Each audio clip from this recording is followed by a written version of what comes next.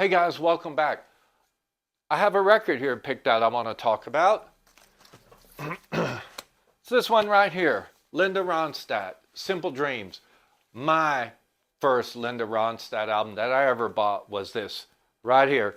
And it was mainly due to her cover of the Stones' Tumbling Dice. But we'll get back to that in a second. You know, to quote Willie Nelson, I should have started with this. There are only two types of men in this world. Those who have a crush on Linda Ronstadt and those who don't even know she exists. I think any healthy, full-blooded dude growing up in the 70s knew, or I should mean any healthy, hot-blooded dude growing up in the 70s knew who Linda Ronstadt was and did have a crush on her. I say there's only three women that really matter in music in the 70s going into the early 80s. And you know who I'm talking about. We're talking about Debbie, Linda, and Chrissy. But we're talking about Linda today and her 8th album, Simple Dreams, which was a #1 album, also a Grammy-nominated album.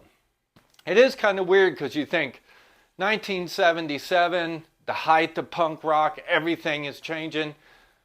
Who wants to listen to like kind of laid-back California country rock?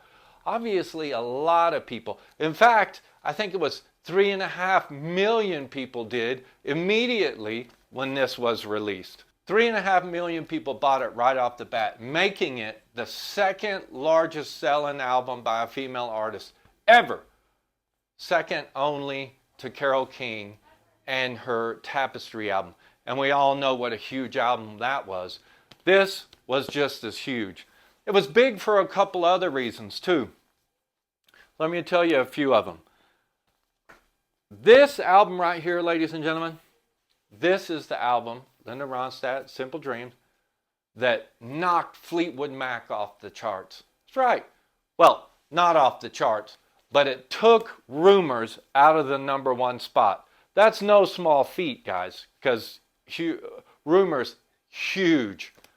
This was huge in '77.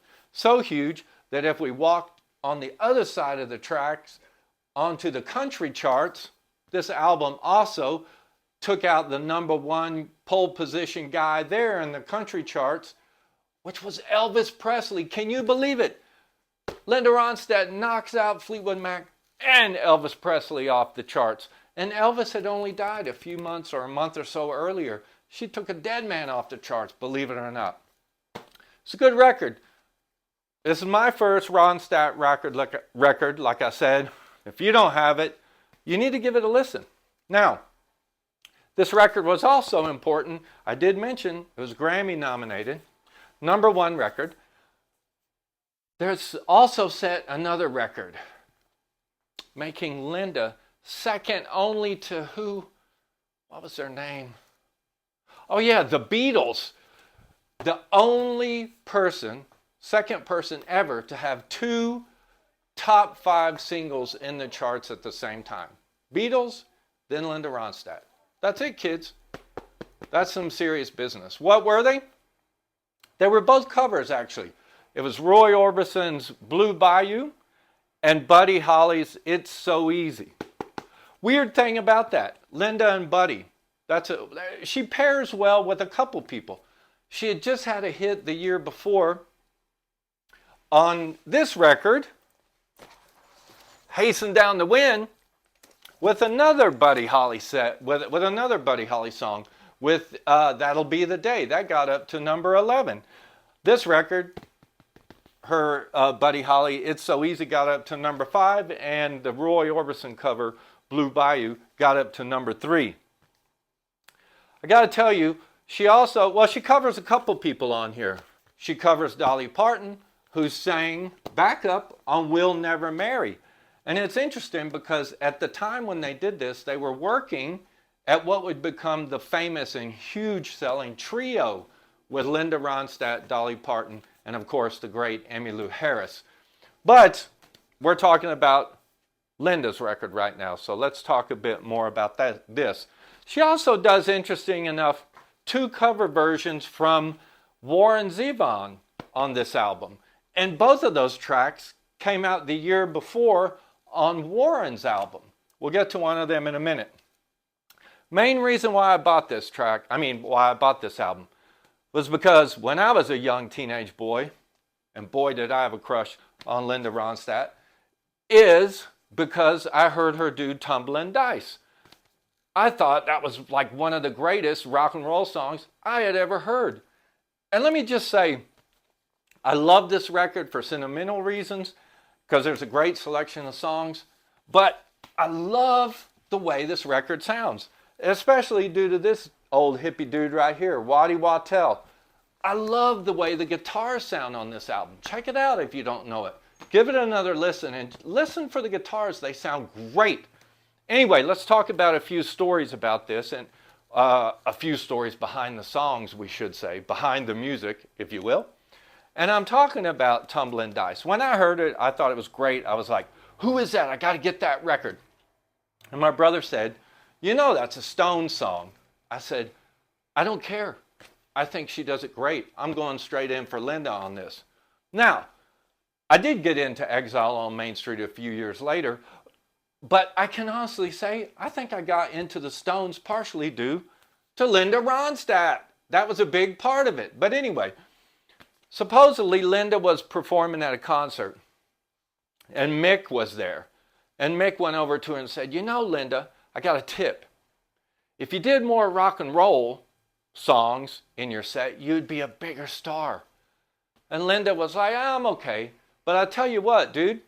She goes, we do mess around with some Stone stuff in soundcheck, and we try to do Tumbling Dice, but we just don't know the words. And in fact, who does know the words? If you didn't have them spelled out in front of you, no one can decipher that song. But Mick, taking a shine to Linda, said, tell you what, kid, grabbed a pen, sat there, wrote out the lyrics to Tumbling Dice, gave it to Linda and said, there you go. Now you can be a rock and roll queen. Guess what? One of the biggest selling female artists, biggest selling artists of the 70s. Right here. That trick worked, kids.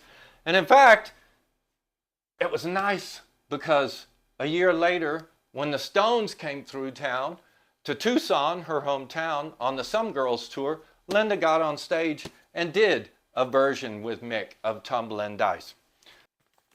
Great version of Tumbling Dice, no doubt. Did you catch that Linda changed the lyrics on there?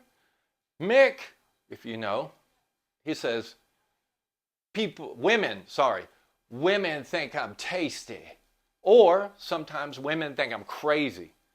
Linda got a little bit dodgy, a little risque there. She kicks it off with people try to rape me. Oh my gosh. Hold on a second. Linda was in the rock and roll arena now. Let's talk about those Warren Zevon songs. Well, of course, rock and roll in the true sense because of Roy Orbison and Buddy Holly. Hello. And by the way, speaking of band members and stuff that sounds good, you do know that basically the Eagles were her backing band, but that was long before this one.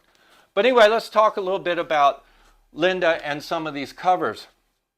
She did the Roy Orbison, she did Buddy Holly, she did the Stones. She did a couple Warren Zevon, like I mentioned. She does Carmelita, which is on here, and she does Poor, Poor, Pitiful Me, which was a hit, like I said. Great version on here. Warren sang about meeting a girl down on Sunset Strip who asked him to take him back and beat her. Linda didn't want to do that. She settled for something a little different. Let's look at it here. She says, change that up, instead of meeting a girl on Sunset Strip, taking her back and beating her, she meets a boy in the Vieux Carré down in Yokohama. He picked me up, threw me down and said, please don't hurt me, mama. Woo! Pretty risque there. It gets you a little hot under the collar. Tell you what else about hot under the collar. Like Willie said, only two types of men in this world, remember? Those who have a crush on Linda Ronstadt, those who don't know she exists. Who wouldn't have a crush on her? And being risque, they actually had a different idea for this cover and thought it was a little risque. In an interview Linda did around the time of this album, she had said she didn't really know if she was really that much of a sex symbol, but she did know that she was good at being sexy. And I tell you what, she's right, because everybody, if you were a guy growing up in the 70s, knew this inner sleeve. I believe they had a poster of this they sold in the gift stores back in the 70s, you know, in a larger format. I had one of those, and I know millions of other guys had that as well. But also about the cover, which was interesting.